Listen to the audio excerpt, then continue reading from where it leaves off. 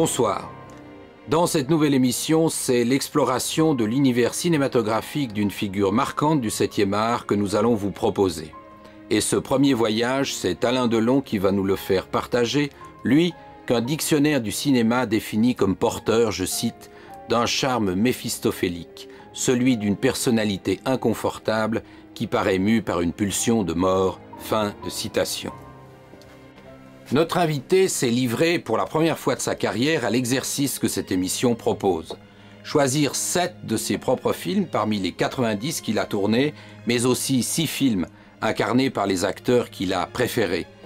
Un portrait d'Alain Delon à travers ses rôles, mais aussi ceux joués par d'autres qui l'ont marqué ou quelquefois, vous allez le voir à travers de nombreux extraits, bouleversés. Alors entrons maintenant dans son cinéma. Alain Delon, bonsoir. Merci d'avoir accepté notre invitation. Je vais demander aux grands nostalgiques que vous êtes de remonter très très loin dans le temps, jusqu'en 1957, date à laquelle vous venez de passer 5 ans dans l'armée française, vous rentrez d'Indochine. Quels sont à ce moment-là les destins possibles pour vous? C'est assez limité parce qu'effectivement, après 3 ans d'Indochine et 5 ans d'armée, vous avez un avantage en quittant l'armée, c'est qu'on vous propose des facilités pour devenir gardien de la paix ou rentrer dans les compagnies républicaines de sécurité, CRS. J'avais envie ni de l'un, ni de l'une, ni de l'autre, donc j'ai choisi ma liberté, voilà. Donc je suis arrivé en 55-56, je suis installé à Pigalle, j'ai été hébergé par une demi-douzaine de prostituées parce que j'étais pas mal fait de ma personne et que je trouvais ça très sympathique. Donc c'est pour là, je vous dis tout de suite que ma destinée aurait pu être très vite flic ou voyou. Et puis après... Plus voyou que flic. Plus voyou que flic, bien sûr, déjà par mes origines, corse, c'est par ma petite enfance. Et puis un jour, au cours d'une soirée, j'ai fait la connaissance d'une actrice de cinéma qui s'appelle toujours Brigitte Aubert. Elle a toujours 15 ans de plus que moi, et j'étais très prisé des femmes plus âgées que moi à l'époque. Voilà. Bon, donc elle a fait partie de celle-là. Et puis, moi, je ne savais pas du tout ce que j'allais faire, puisque je n'avais dans ma famille aucun antécédent cinématographique, vous le savez. J'ai un CAP de charcutier, vous le savez aussi. Donc, j'y tiens, c'est important, c'est mon seul diplôme. Après Brigitte, je suis tombé amoureux d'une autre actrice, d'une autre femme, qui s'appelait, puisqu'elle n'est plus là malheureusement, je la regrette, Michel Cordoue, qui avait fait Les Orgueilleux avec Gérard Philippe, ça vous dit peut-être quelque chose? Tout à fait. Et un soir, tout à fait par hasard, Michel me dit « Tiens, regarde, ce soir, il y a 2 bureaux à la télévision. » Je dis « 2 bureaux, je ne sais pas ce que c'est, moi, ces bureaux. » Un truc de guiterie, je dis « Oui, d'accord. » Et puis, ils ont passé 2 bureaux. Et j'ai été bouleversé. Et en regardant 2 bureaux et cette scène extraordinaire où il explique à son fils ce qu'est le théâtre, ce qu'est un acteur, ce qu'est le public, j'ai su et compris que je ferais ce métier. En scène, sois léger, sois simple, sois charmant, surtout ne sois jamais vulgaire, ne sois pas trop intelligent, c'est inutile, ne fais que des choses faciles et n'accepte jamais de rôle secondaire. Ne bouge pas, reste tranquille. Quand tu veux exprimer qu'une femme est jolie, pense qu'elle est jolie et fais n'importe quoi. Quand tu veux exprimer l'amour ou la folie, la danse, la chanson, le plaisir ou l'effroi, pense tout simplement, tu me comprends bien, pense à l'effroi, pense au plaisir, à la chanson, à la folie ou à la danse et gesticule à ta façon. Surtout ne copie pas les gestes que je fais. N'oublie pas que les professeurs sont tous mauvais et quand on est doué qu'ils sont des criminels, car ils n'enseigneront jamais hélas que leurs défauts. Tous les gestes sont bons quand ils sont naturels, ceux qu'on apprend sont toujours faux. Rentre un peu tes cheveux qui tombent sur tes joues. Ne joue jamais de dos et chaque jour soit mieux, il le faut.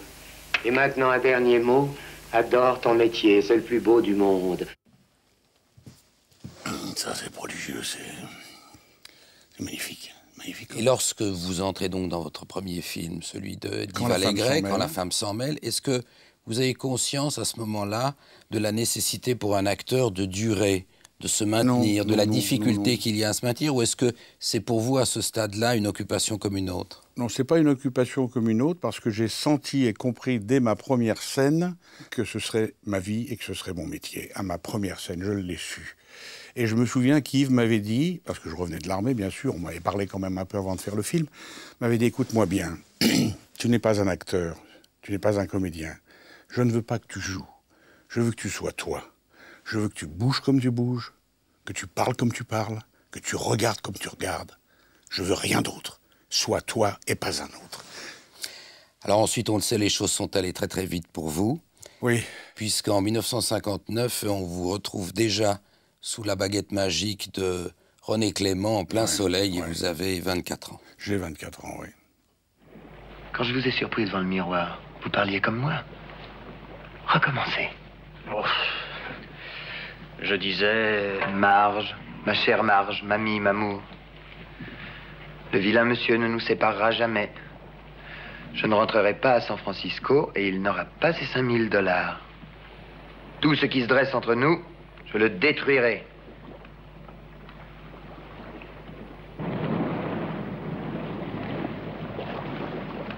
On est dans la baie de Naples, là.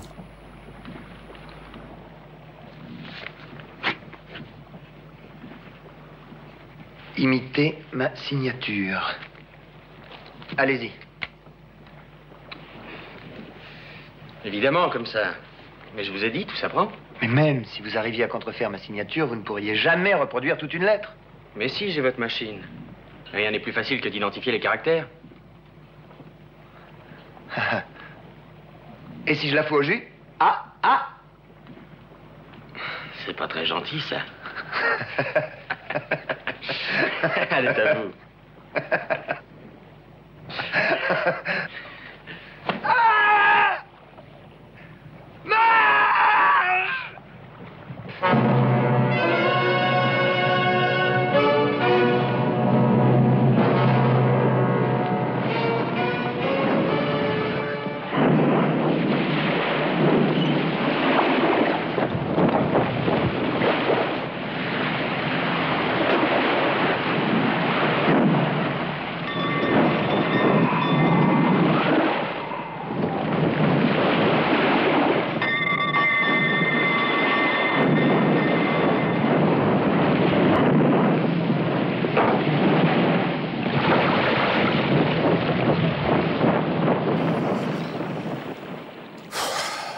Je crois qu'il est exact de dire qu'au départ, lorsque la distribution de ce film a été conçue, c'est le rôle de Maurice Ronet que vous deviez jouer. Absolument. Et qu'ensuite les choses se sont inversées. Absolument. J'ai eu une longue discussion assez difficile un jour avec les producteurs, les frères Hakim, que j'admirais beaucoup, René Clément, chez René Clément. Et j'essayais d'expliquer aux frères Hakim pourquoi. Et à René Clément, je voulais faire le rôle de Tom Ripley. Et puis, les producteurs ont très très mal pris. Comment, jeune homme, vous êtes là, vous êtes un débutant, mais comment vous permettez de penser que, etc., etc. Et à ce moment-là, j'entends à l'autre bout de la pièce, René chéri, les petits a raison. C'était Bella Clément, qui avait sur son mari un pouvoir exceptionnel. Et quand Bella a dit le petit a raison, tout s'est arrêté. Et j'ai fait le rôle que j'ai fait dans Plein Soleil. Et pas celui de René, c'est Charrier qui devait faire mon rôle. Alors Maurice Ronet, Maurice Ronet, dit, votre meilleur ennemi. Mon meilleur ennemi, et il en rigolait toujours. Il me disait, on s'aime tellement, et dans tous les films, il faut que tu me tues. Mais je lui dis oui. Puis un jour, il est parti, et ça m'a fait beaucoup de mal, beaucoup de peine. Et lorsqu'on participe si jeune à un film de cette facture, est-ce qu'on a conscience de prendre part à ce qui peut-être deviendra un jour un classique ou un film à part dans l'histoire du cinéma? Et lorsque je me suis retrouvé dans Plein de Soleil, j'ai tout de suite compris que là, on était dans une dimension supérieure. Particulière et tout à fait différente. Et que donc il fallait, autant que possible, occuper la place de choix si elle vous était donnée. Et puis j'ai quand même découvert, je vous le dis, puisque maintenant, plutôt que de vous le dire plus tard, que René Clément est devenu mon maître. C'est mon maître. Il a été, pour moi, René Clément, c'est le plus grand réalisateur que j'ai connu, le plus grand caméraman, le plus grand cadreur. Il savait tout faire. Et le plus grand directeur d'acteurs que j'ai jamais connu. Au-delà, diriez-vous, même de Visconti? Absolument. Je parlais directeur d'acteurs. Directeur d'acteurs. Je comparais Clément à Carayan. Pour moi, c'était Carayan. Il était d'une douceur, d'une gentillesse, et il expliquait comme... J'ai un petit peu plus de... Il vous jouait la scène. Il s'exprimait, il vous disait ce qu'il fallait faire, vous montrait ce qu'il fallait faire. Et ça, c'était exceptionnel. Et j'en ai eu pour preuve un jour, vous qui êtes cinéphile, vous allez vous en souvenir, d'une actrice qui s'appelait Jo Van Fleet, qui jouait la mère de James Dean dans East of Eden, et qui a déclaré « J'ai tourné avec Kazan East of Eden, depuis que j'ai fait Barrage sur le Pacifique avec Clément, je sais que le plus grand directeur d'acteurs, c'est René Clément. » Parole de Jo Van Fleet. On va vous retrouver maintenant dans le huis clos torride de Jacques Deray Oh mon Dieu. en 1968. Fais attention, je suis sûre que Penelope nous regarde par une fenêtre. Une grande fille. Non. Si. Non. Si. Oh. Moi, tu vas voir ça. Ah, ça c'est... Rappelle-moi. Ça n'a pas de mots, ça.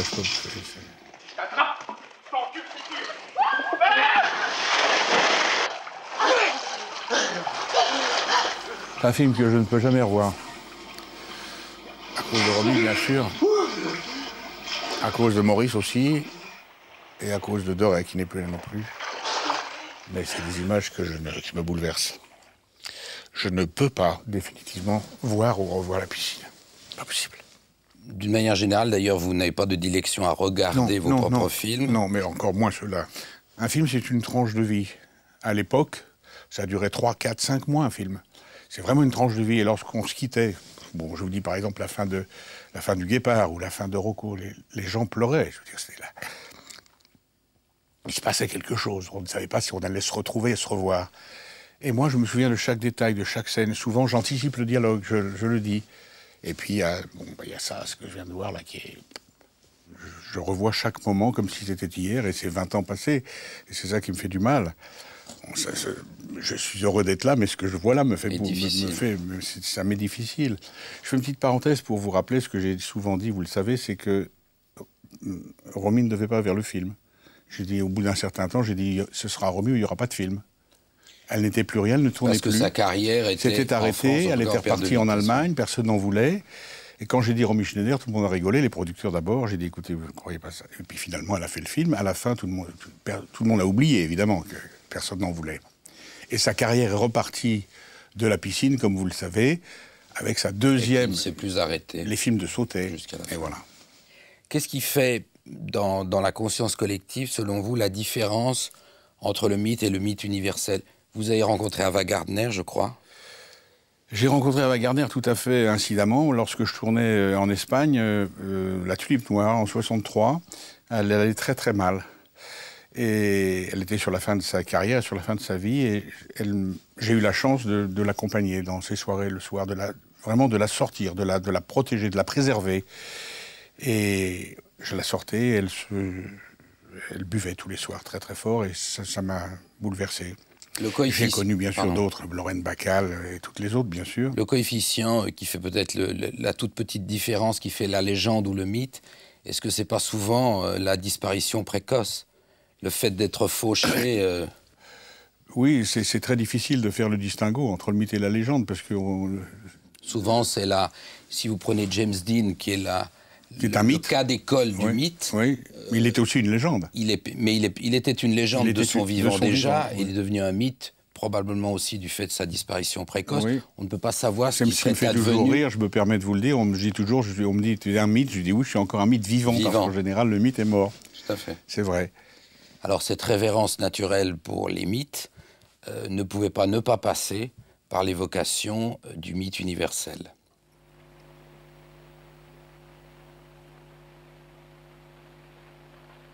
Asphalt Jungle.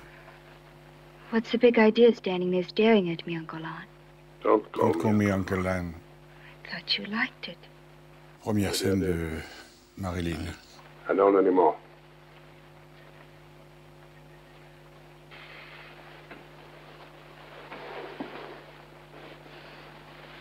I had the market send over some salt mackerel for you. I know how you love it for breakfast. Some sweet kid. It's late. Why don't you go to bed?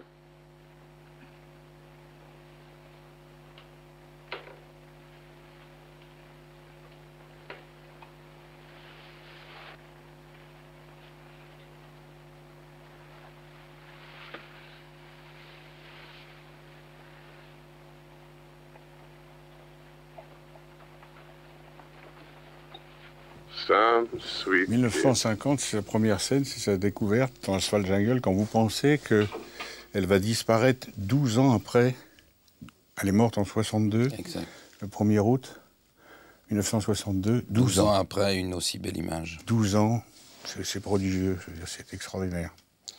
Je ne regrette, Elle, vous ne l'avez pas croisée? Non, j'en ai toujours... j'ai toujours été jaloux d'Yves Montand.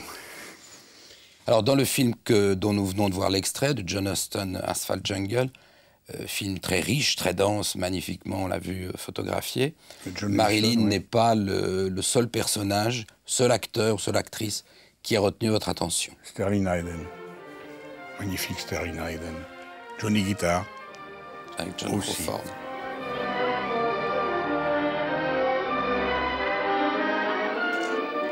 Alors là, c'est la fin du film. Et il a décidé, il a voulu, souhaiter rentrer, mourir chez lui. Avec ses bêtes, ses chevaux.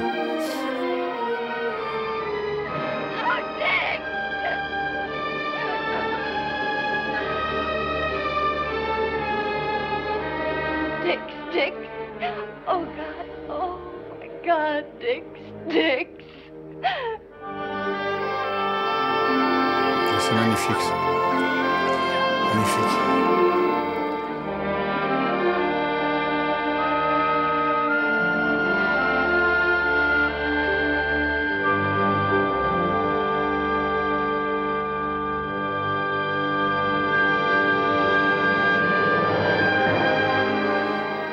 Je me souviens quand j'avais vu la fin de ce film, qui s'appelait en français Quand la ville dort, Asphalt Jungle, je m'étais dit je souhaiterais partir comme ça. Alors c'est un acteur qui est un ancien marin. Ouais. Ça correspond à la définition que vous donniez tout à l'heure de l'acteur, c'est-à-dire l'instinct et la personnalité au service du rôle. C'est d'abord une nature qui prend pratiquement le dessus sur le personnage qu'il a vocation à incarner. Absolument, oui. C'est une situation dans laquelle vous vous êtes retrouvé. Toujours, j'ai toujours dit qu'il y a deux... C'est pas péjoratif, il y a le comédien et l'acteur. Et le comédien, c'est une vocation, c'est un métier qu'on veut faire, jeune, et qu'on apprend. Et on le devient en suivant des cours, des écoles, des formations. Les comédiens sont Belmondo, sont Huster et quelques autres. Puis il y a l'acteur. L'acteur, c'est un accident, je dis souvent aussi. C'est une personnalité forte en général qu'on a pris et qu'on a mis au service du cinéma. C'est Sterling Hayden, c'est Jean Gabin, c'est Lino Ventura, c'est Lancaster, c'est votre serviteur, c'est ça les acteurs. Et dans une scène de face-à-face avec Lino Ventura, par exemple, vous aviez davantage la sensation de l'échange d'un courant, d'un instinct que vous aviez peut-être avec Belmondo, qui était, comme vous venez de le dire. La différence essentielle, c'est que l'acteur joue et que l'acteur vit et que le comédien joue. Et ça, c'est quelque chose qui se sent. C'est ce qui se sent chez Lino, c'est ce qui se sentait chez Jean. Jean vivait ses personnages, Jean vivait ses rôles. Lino encore plus, parce qu'il n'avait pas le métier qu'avait Jean, et quand Lino jouait, il vivait. Et puis très jeune, puisque vous n'avez que 29 ans à ce moment-là, vous décidez de produire votre premier film. Oui. Et dans des conditions de relative précarité économique. Assez difficile. Et en choisissant un sujet, en 1964, qui est celui de la guerre d'Algérie, donc qui est un sujet à la fois engagé et audacieux. Oui. Comment est-ce que votre choix se porte? D'abord, comment se forge votre décision de produire et comment est-ce que votre choix se porte? Ma décision de produire, c'est très simple, c'est que je pense que c'est un chemin tout à fait naturel, un parcours naturel. On est acteur. On peut, si on le souhaite, comme Clint, par exemple, devenir aussi metteur en scène ou producteur. Et moi, producteur. Pourquoi producteur? Parce que je ne pouvais pas être auteur. Je voulais, d'une façon ou d'une autre, être ce qu'on appelle le patron de mon film, le concepteur de mon film, mais ne pouvant pas être auteur, écrivain ou adaptateur. Ma seule façon d'être patron de mon film et de faire ce que je voulais avec les gens avec qui je voulais, c'était d'être producteur. Et lorsque j'ai produit, par exemple, Borsalino, j'ai engagé comme écrivain, comme auteur, Claude Sautet, Jean Caux, les plus grands. J'étais le patron. C'était ma façon à moi de faire mon film que je ne pouvais pas faire en tant qu'auteur. Mais si jeune, vous n'avez pas craint à un certain moment de manquer de recul, c'est-à-dire de ne plus bénéficier d'un regard extérieur au vôtre pour apprécier la qualité de ce qui allait être fait ou la qualité de votre propre jeu, par exemple? Non, pas du tout, jamais. Peut-être ça part d'une espèce de confiance en moi. Je veux dire, vous savez, j'ai eu tellement... On est en 64, j'ai commencé en 57, c'est très court. Il faut savoir qu'avec ce qui va suivre aussi, j'ai toujours fait, dans ma carrière, ce que j'ai voulu, quand j'ai voulu, où j'ai voulu et avec qui je l'ai voulu. C'est extraordinaire. Toute ma vie. Et ça, je crois que c'est un fait assez rarissime. C'est un privilège.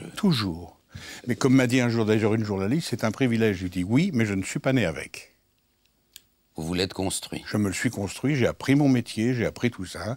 J'ai appris mon métier d'acteur, j'ai appris mon métier de metteur en scène, j'ai appris mon métier de producteur. Et puis c'est tout. Parce que c'est ma passion, parce que, comme l'a dit Guitry tout à l'heure, c'est le plus beau métier du monde. 1964, premier film d'Alain Delon en qualité de producteur et bien sûr d'acteur, L'Insoumis d'Alain Cavalier. Oui.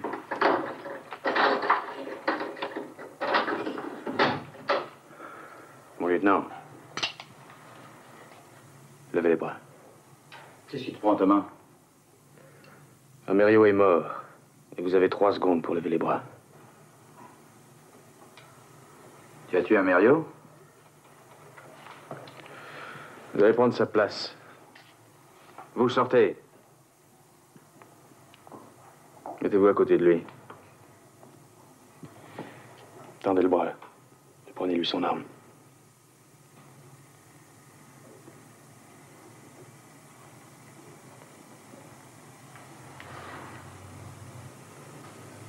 Vite.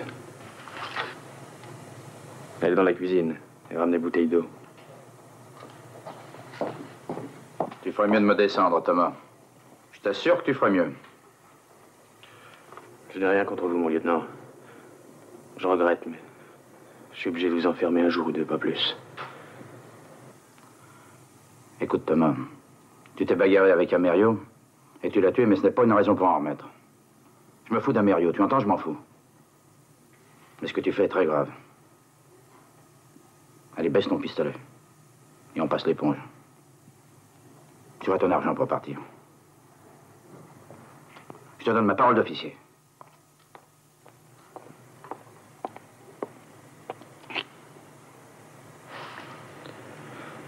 Mettez ça dans la salle de bain.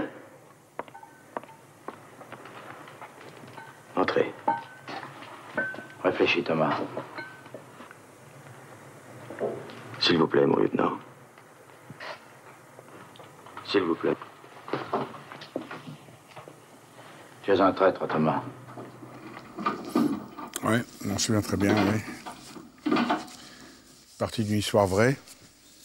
L'histoire d'une avocate qui avait été enlevée par l'OAS. C'est ça, oui. Qui s'appelle toujours d'ailleurs Madame Gisèle Halimi. Mais je crois que cette identité entre ce personnage de fiction et ce personnage réel a valu au producteur que vous étiez pas mal d'ennuis. Oui, le film était interdit de sortie, censuré, parce que pour les besoins scénaristiques, je tombais amoureux de l'avocate à la fin, ce qui ne lui a pas plu. À Madame Halimi, elle a tout fait raison d'ailleurs, puisque ça faisait partie de sa vie à elle, et que c'était quand même du roman et de la fiction, mais bon. Et puis après, on a transigé, on a discuté, on a changé les dialogues, et puis le film est ressorti quelques temps plus tard. Donc il y a eu sortie, retrait de l'affiche, sortie à nouveau, ce qui est jamais changement très bon. de dialogue, redoublage, et ce qui est jamais très bien, mais bon, mais c'est une expérience de producteur, c'était mon premier film, pour ça que je m'en souviens bien. Mais sur le choix du sujet, puisque vous n'aviez pas participé à la guerre d'Algérie, mais à la guerre d'Indochine, oui. Le personnage du déserteur, du militaire, ça, oui. Oui. en prend un conflit de conscience qu'on sent très bien dans la scène que nous venons de voir. C'était quelque chose que vous sentiez que j'avais envie de faire, que je sentais bien et qui m'avait séduit, oui, c'est vrai. Alors, producteur, vous débutez cette carrière en 64, vous la poursuivrez très longtemps, puisque... Je produirai une trentaine de films, oui. 26 ou 28 films, 28 films, oui. Et en 73, on vous retrouve en France, face à ce qu'il y a de mieux. Oh. Dites-moi, je viens de voir Guatreau.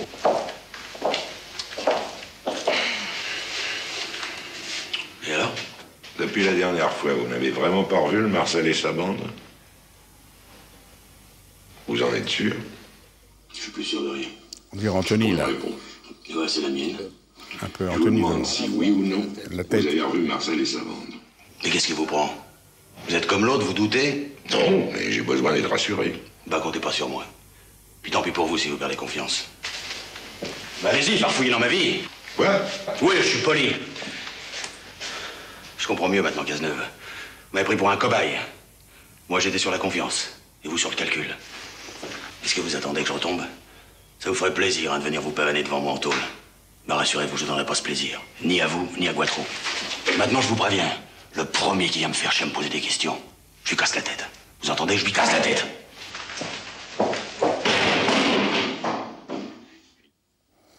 sais pas si vous vous rendez compte, c'est pas pour me faire plaisir, mais une scène comme ça, il faut la jouer devant Gabin. Absolument. Il faut la jouer. Alors on ne pouvait pas... Quand vous avez l'œil bleu comme ça qui vous fixe et qui vous regarde, et lui, je vous casse la tête, il faut le faire. Il disait, je crois que vous aviez du plomb dans la cervelle. Oui, absolument. Il m'a fait le plaisir, l'honneur, l'avantage de beaucoup m'aimer bien, même le môme. J'étais le môme, pour lui, il m'appelait le môme. Et vous auriez pu, on ne pouvait pas ne pas dans cette émission vous voir face à Jean Gabin, bien sûr, mais vous auriez pu choisir Mélodie en sous-sol, qui vient beaucoup plus tôt dans votre carrière en 63, ou Le Clan des Siciliens, à peu près, qui précède de quelques années Deux hommes dans la ville. Pourquoi Deux hommes dans la ville et non pas les deux autres? Pour la fin. Pour la fin qui me bouleverse, pour la fin que j'ai souhaité, voulu et à laquelle j'ai longuement participé. D'abord parce que je l'ai mise en scène. José n'était pas très bien à ce moment-là. Et puis, bon, José était avant tout un auteur. C'était ses débuts. Il y a eu des rapports très difficiles entre José et Gabin. Et Gabin ne supportait plus que José le dirigeait et lui parle. Et j'étais, entre guillemets, obligé de mettre la dernière scène du film, celle que nous allons voir, je pense, en scène. Et José l'a reconnu après. Il m'a dit « J'aurais jamais fait ce que tu as fait ». Et il a déclaré à qui voulait l'entendre que ce regard, à la fin, le dernier regard avant de partir pour l'échafaud, était pour lui un des plus beaux regards de l'histoire du cinéma. C'est lui qui parle, ce n'est pas moi.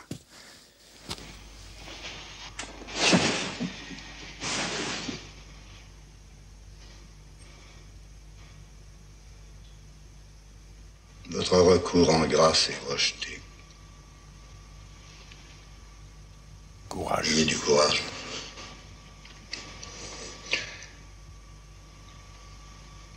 J'ai peur. J'ai peur.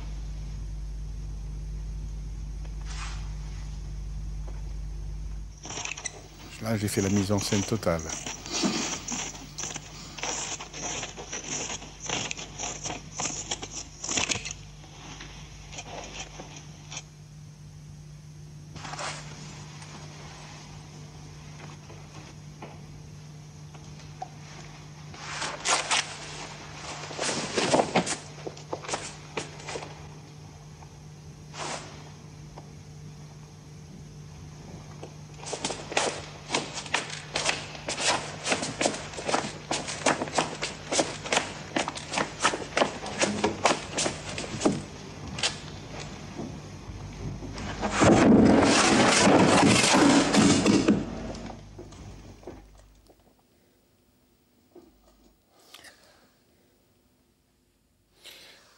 Vous êtes mort 1000 fois au cinéma comme... Il faut que je vous dise d'abord qu'au risque de choquer ou de déplaire, ce film était fait, cette scène, très peu de temps après l'abolition de la peine de mort.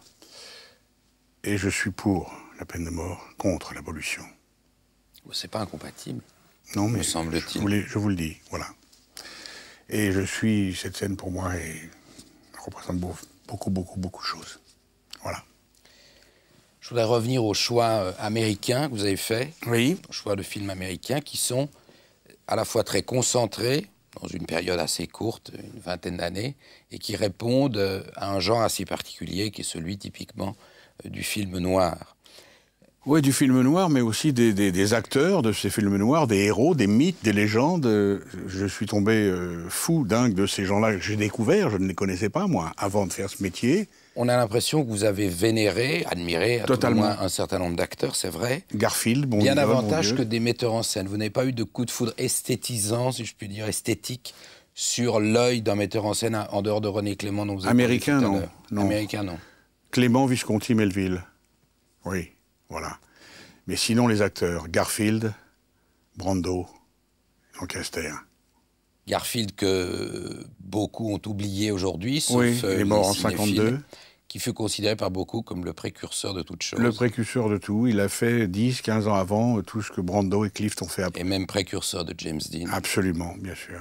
John Garfield qu'on retrouve dans le film de T. Garnett en 1946 face à Lana Turner plus fatale que jamais.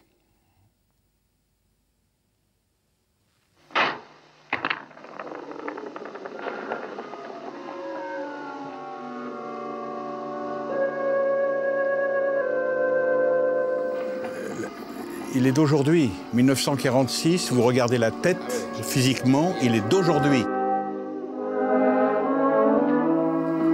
Non, mais regardez.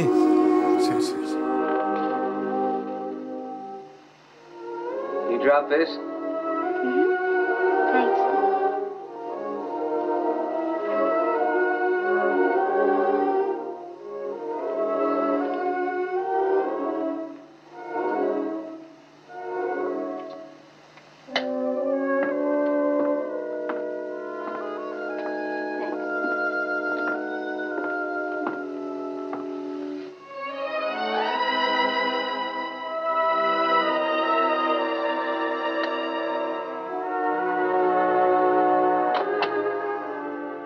En 1946, vous avez vu la tête de ce type, je veux dire, et la modernité, là encore. Modernité tournée hier. Et de la scène et du jeu. C'est fabuleux. C'est mon idole depuis toujours. Alors c'est vrai que vous avez une affinité très forte avec le cinéma instinctif et les acteurs instinctifs, tels que vous.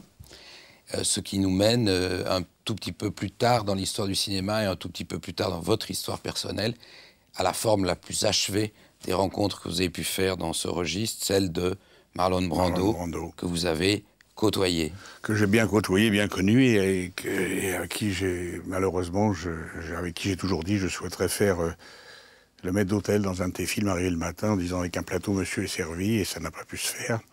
Et j'avais déclaré aussi le jour où Marlon est mort, le jour où Marlon partira, je serai mort cliniquement. On dit quelquefois que la vie est un immense bal masqué, et que les êtres de même nature se discernent et se reconnaissent instinctivement sous le masque. Est-ce que c'est ce que vous avez vécu avec lui? C'est ce que j'ai vécu avec lui et quelques autres aussi, oui, absolument. Il me l'a écrit, il me l'a dit, et ça m'a bouleversé aussi. 1954, Marlon Brando et Rod Steiger Brando aux portes de l'Oscar. On the waterfront. How much you weigh, Slim? And you weighed 168 pounds. You were beautiful. You could have been another Billy Kahn. That skunk we got you for the manager, he brought you along too fast. It wasn't him, Charlie. It was you. You remember that night in the garden? You came down my dressing room and said, "Kid, this ain't your night. We're going for the price on Wilson." You remember that? This ain't your night. My night, I could have taken Wilson apart. So what happens? He gets the title shot outdoors in a ballpark, and what do I get? A one-way ticket to Palookaville. You was my brother, Charlie. You should have looked out for me a little bit. You should have taken care of me just a little bit so I wouldn't have to take them dives for the short end money. Well, I had some bets down for you. You saw some money. You don't understand. I could have had class. I could have been a contender. I could have been somebody. Instead of a bum, which is what I am. Let's face it.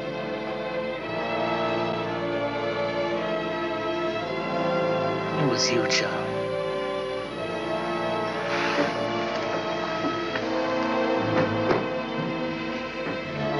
Okay.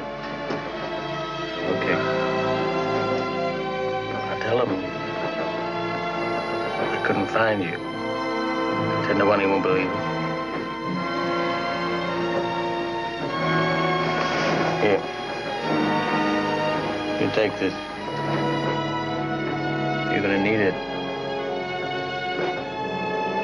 You pull over.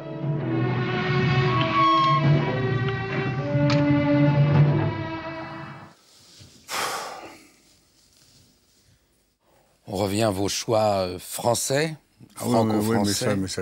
Oui, bien sûr. Et c'est tellement fabuleux, fascinant, c'est tellement, je sais pas, pour un acteur.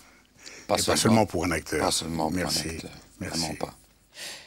Même Gabin, qui occupait dans le cinéma d'avant-guerre une place très importante, qui a participé à cette guerre militairement, s'est retrouvé démobilisé face à une situation de vide, face à ce qu'on appelle un trou de carrière. Un trou de carrière, oui. Même lui. Est-ce que c'est une situation que vous avez pu envisager en ce qui vous concerne à un moment ou à un autre? J'y ai jamais pensé. J'y ai jamais pensé, je ne l'ai jamais envisagé. Et le trou que j'ai eu, disons, depuis 10 ans, c'est pas un trou, puisque je l'ai décidé moi-même, puisqu'en 96, j'ai décidé d'arrêter. Donc ça n'est pas un trou de carrière du tout. Non, ça m'a jamais effleuré l'esprit. Le Gabin avant-guerre dans, bien sûr, La Grande Illusion de Jean Renoir avec Marcel Dalliot en 1939. Eric von Stroheim et Pierre Freinet dans le film aussi. Magnifique. Un des plus grands films de l'histoire du cinéma. Maladroit, là.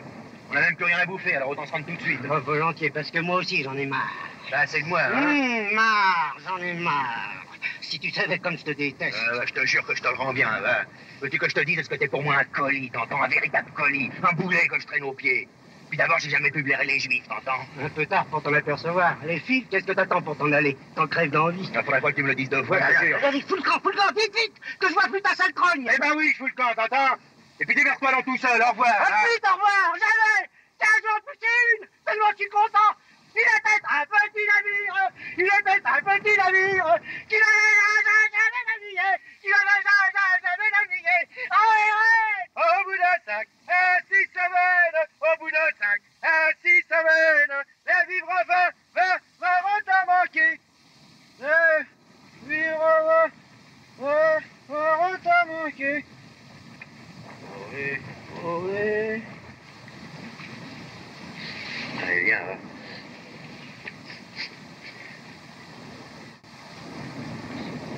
Allez, viens, mon gars. Viens.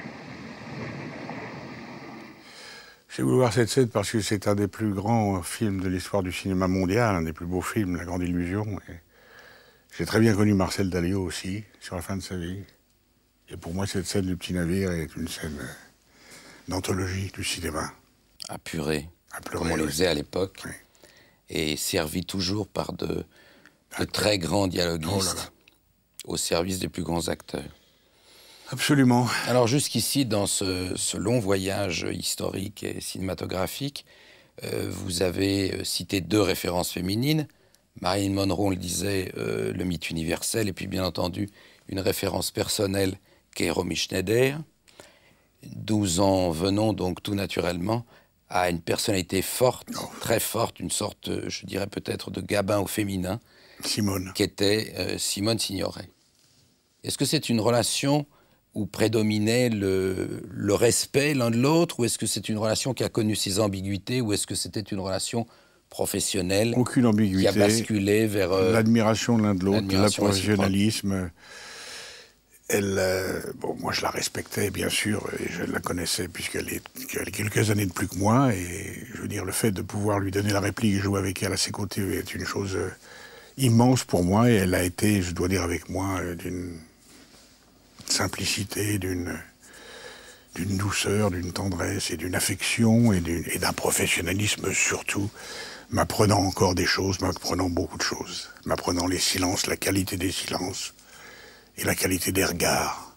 Et elle m'a dit un jour, Alain, avant toute chose, c'est quelqu'un qui sait regarder dans les yeux, et ça a été un des plus beaux compliments qu'on m'ait fait de ma vie.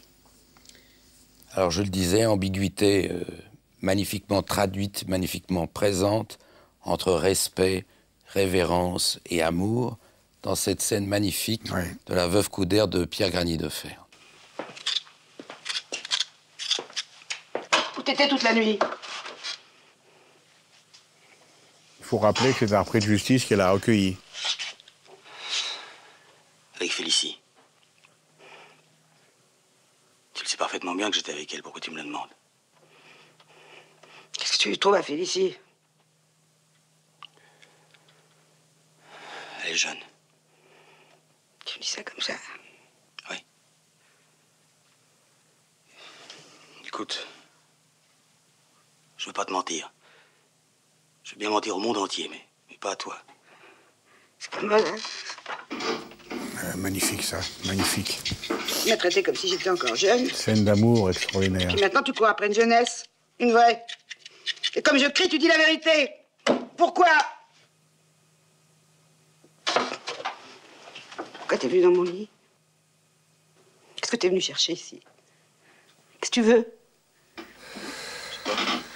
J'ai voulu cette scène pour lui rendre hommage parce que je l'aimais passionnément, parce que c'était une femme exceptionnelle, une actrice plus qu'exceptionnelle, et que je crois que c'est une des plus belles scènes d'amour.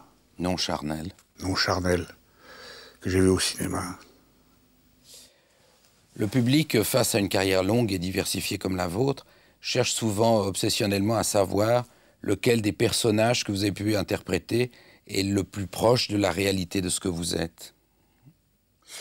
Ouais, ça, c'est une question qui m'a souvent hanté. Je vais vous expliquer pourquoi. Parce que il y a très très longtemps, enfin, oui, au début de ma carrière, tous mes proches, mes amis, lorsqu'ils voyaient un film, que ce soit Plein Soleil, que ce soit Rocco, que ce soit Le Samouraï, que ce soit Zorro, à chaque fois, à la fin du film, c'est fou ce que c'est toi. Mais c'est fou ce que c'est toi. Alors je disais, au bout d'un moment, je disais, mais attends, mais c'est qui moi?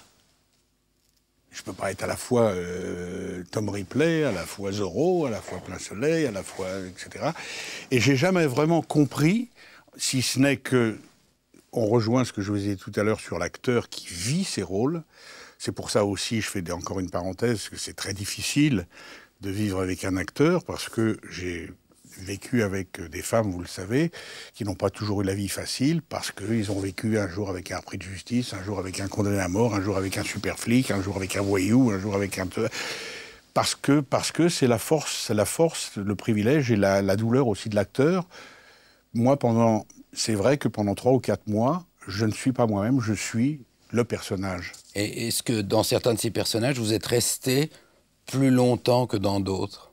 Non. Certains se sont effacés plus vite. Non, ils s'effacent. Lorsque le film se termine, j'en sors. Dans le fond, qui suis, je ne le sais pas vraiment très bien, parce que est-ce que je suis Ripley? Est-ce que je suis Jeff Corey? Est-ce que je suis Alain Delon? Est-ce que je suis...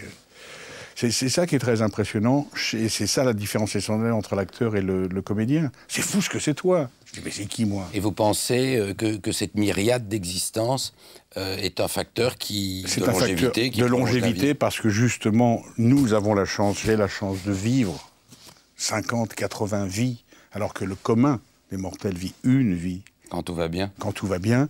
Moi, j'en ai vécu 80, parce que chaque film est une tranche de vie, et que j'ai tout été dans ma vie, ou presque. Pas encore le Christ, mais ça viendra peut-être. J'étais César.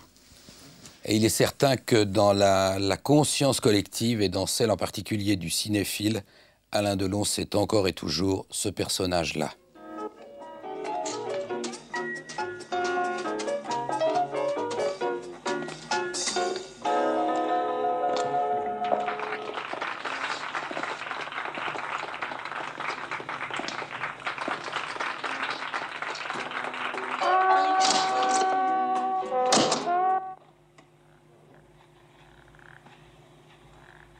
Qui êtes-vous? Aucune importance. Que voulez-vous? Vous tuer.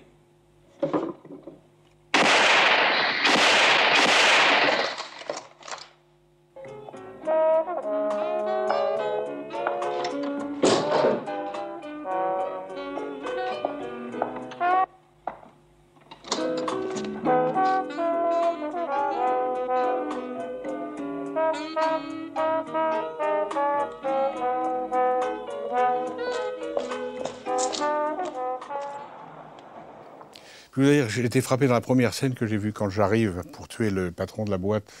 Cette espèce de silhouette assez quand même étrange, avec ce chapeau, cet imperméable col relevé. Très américaine. Rien n'est de moi. Tout est de Jean-Pierre.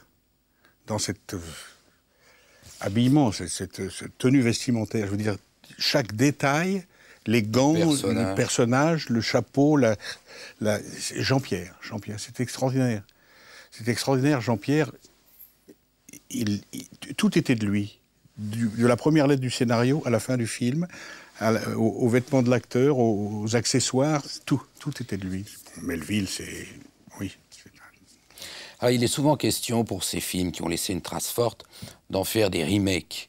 Oui. Et il en a été question, il en est toujours question, je crois, pour Le Samouraï. Oui. Est-ce que, selon vous, c'est une démarche qui répond à une nécessité artistique, ou est-ce qu'il faut laisser certaines œuvres dormir et siéger là où l'histoire les a placées? C'est un sentiment personnel. Moi, je trouve qu'il faut les laisser là où elles sont. Ils viennent de refaire le remake, d'ailleurs, du Deuxième Souffle, je crois. Vous avez vu ce que ça a donné. En effet. Il y a des choses on a fait... Moi, mes amis m'ont supplié de ne pas aller voir le remake de Plein Soleil. Vous vous en souvenez, il y a 2-3 ans, qui s'appelait, je ne sais plus comment, Tom Ripley. Mr. Ripley. Mr. Ripley. Bien. Je pense qu'il y a des films qu'on ne doit pas retoucher, qui sont des... Disons-le, je veux pas être modeste, des classiques, je veux pas, mais qu'on ne peut pas refaire. Moi, on m'a proposé de refaire Mélodie en sous-sol, dans le rôle de Gabin. J'ai refusé, j'ai dit non, soyons sérieux. C'est avec Bruel, d'ailleurs, qui est un merveilleux acteur, qui devait faire le rôle de Delon. Et moi, le rôle de Gabin. Alors, au nombre de ces films que certains ont voulu refaire, figure Le Guépard, Burt Lancaster, bien sûr, avec lequel vous avez tourné 2 fois. Le Guépard et Scorpio. Le Guépard, bien sûr, et Scorpio.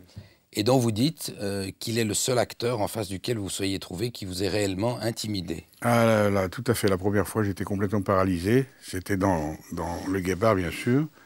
Je me souviens plus exactement de la scène. Et il a fallu que je lui dise, je l'ai pris à part, je lui ai dit, écoute, Burt, je peux pas. Il faut que je te le dise, voilà, je peux pas. Tu me paralyses, tu me glaces, il faut que tu fasses quelque chose parce que je te regarde et je peux te parler. C'était la première fois que ça se produisait. C'était la première fois, oui. La première fois, oui. Pourquoi? J'avais déjà tourné avant avec Gabin, vous le savez. Je ne sais pas, parce que Lancaster, c'est pas seulement pour l'Amérique, parce que Lancaster, c'est quand même... tous les continents C'est à tous les continents, c'est ça, oui. Et puis j'avais vu, bien sûr, Tant qu'il y aura des hommes, j'avais vu d'autres films, et quand je me suis retrouvé devant Burt, ça a été... Mais pas devant Tony Quinn, par exemple, pas ou du tout. Devant Dean Martin? Pas du tout. Ah non, c'était plus tard, ça, pas du tout. Non, c'est Burt. Même pas Gabin. Même pas Gabin, parce que vous avez notre rencontre, je lui dis bonjour monsieur, et je lui dis bonjour. Il m'a répondu, il s'est levé, il a retiré sa casquette et il m'a dit bonjour monsieur. Et à quel moment est-ce que vous êtes senti désinhibé? Très vite, très tôt dans le tournage du Guépard, lorsqu'il vous a un peu mis à l'aise, ou est-ce que ça a pris Il m'a mis à du l'aise temps? tout de suite, il avait ce rire qu'on connaît bien, je veux dire, extraordinaire. Il m'a dit, mais non, tu plaisantes, etc., etc. Je veux dire, et puis il m'a mis tout de suite à l'aise, et puis c'est parti. Il fallait que ça sorte, il fallait que je lui dise, c'est tout. Il fallait que je lui dise, je peux pas parler, tu me braques, tu me bloques, voilà, c'est tout. Et on ne peut pas s'approcher de la sortie de ce parcours et de cet itinéraire sans retrouver Visconti qui vous a envoyé très jeune dans une si belle lumière. Merci du compliment, c'est vrai.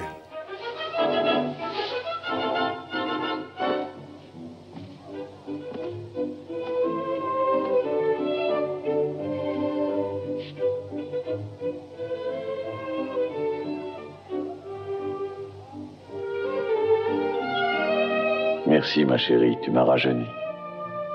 C'est bien, j'accepte, mais pas la mazurka. Je me sentirais un peu trop jeune. Accorde-moi la prochaine valse.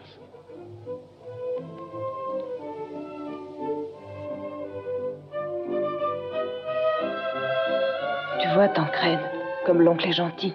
Il ne fait pas des caprices comme toi. Il ne voulait pas que je vous le demande. Il est jaloux. Oh, Burt, I love you. Quand on a un oncle aussi beau et fascinant que le mien, il est normal d'en être jaloux. Mais pour cette fois, je ferai une exception.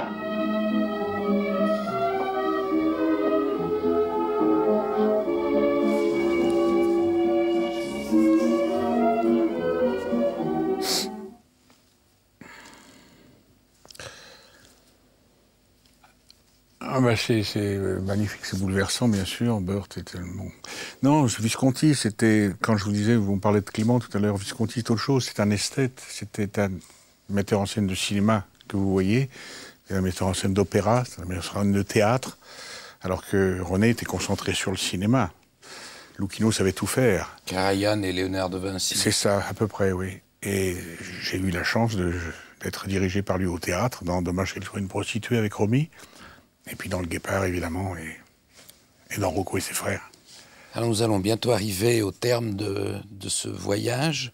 C'est un long voyage, comme vous dites, c'est un voyage qui compte pour moi, c'est le voyage de ma vie, mais c'est le voyage dans une sphère fabuleuse, parce que comme je l'ai dit, comme l'a dit Sacha, c'est vraiment, je le pense. Souvent on me demande, mais vous êtes content que votre fille ou votre fils... Je dis, pourquoi voulez-vous que je ne sois pas content que mon fils ou ma fille fasse ce que je considère comme le plus beau métier du monde?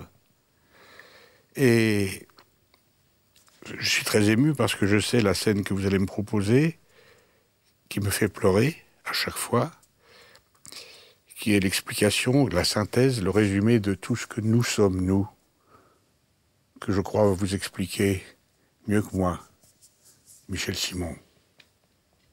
Estimez-vous heureux qu'on ne vous jette pas à la rue? Nous mettre avec des vieux ordinaires. Qu'est-ce que vous avez de mieux que des vieux ordinaires? Mais nous ne sommes pas des vieillards comme les autres. Vous êtes des vieillards plus insupportables que les autres. Ce n'est pas notre faute. Non, c'est la mienne sans doute.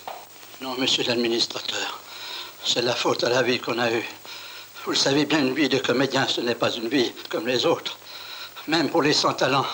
C'est les lumières, les rappels, les applaudissements les soirs où l'on croit que le monde entier vous regarde. Et tout de même, on devient des enfants gâtés, alors on reste la tête toujours un peu en l'air à jouer le drame ou la comédie. Mais tout de même, on a fait rire les gens, on les a fait pleurer, on leur a fait oublier leurs emmerdements. C'est des choses qui comptent, ça. Allez vous coucher, cabrissade. Les comédiens, c'est une famille de râleurs, de rouspéteurs. Mais c'est une grande famille avec un grand métier. On n'a pas mérité qu'on nous sépare. Bonsoir, mes amis.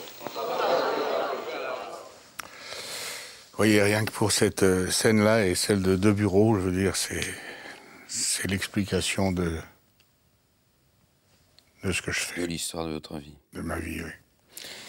Alors, quelle que soit maintenant la suite de votre carrière théâtrale, télévisée ou cinématographique, quelle est la nature de la marque que vous souhaiteriez laisser à la postérité cinématographique, artistique? Non, je n'ai pas cette ambition, ni cette prétention, ni cette envie, ni ce besoin. Non, j'ai toujours ce que je souhaiterais, et ce que j'ai envie, et ce que je crois, j'espère, va se faire ou se réaliser. J'ai toujours été attiré par les dynasties d'acteurs américains, les Barrymore, les Guitry français. Et je pense que, pour moi, que mon fils, que mes enfants fassent du cinéma, que le nom de Delon reste dans ce métier, c'est ma plus grande fierté, mon plus grand bonheur. Je sais que je ne serai plus là, mais il y aura Anouchka, il y aura Alain Fabien, il y aura Anthony, il y aura encore des Delon. Merci Alain Delon de ce voyage, merci de nous avoir prêté votre regard et fait don d'un peu, je crois, de votre âme. Merci infiniment à vous. Merci.